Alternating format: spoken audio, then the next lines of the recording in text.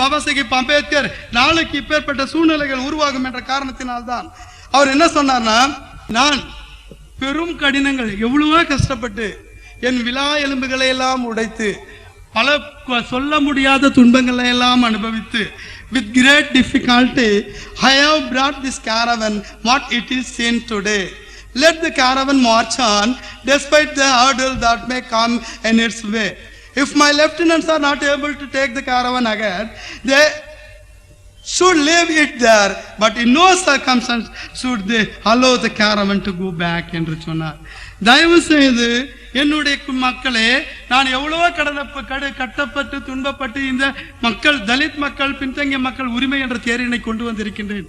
இதை எனக்கு பிறகு இந்த சமுதாயத்தின் தளபதிகளான அண்ணன் பசுபதி பாண்டியன் அவர்களும் சகோதரர் பாக்கியராஜ் அவர்களும் மற்றவர்களும் சேர்ந்து கொண்டு நீங்கள் இந்த தேரினை இழுத்து செல்லுங்கள்.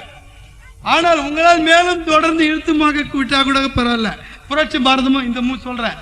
ஆனால் எந்த சூழ்நிலையிலும் இதை பின்னோக்கி செல்லாமல் நீங்கள் பார்த்துக் கொள்ளுங்கள் என்று சொல்லி இருக்கின்றார்.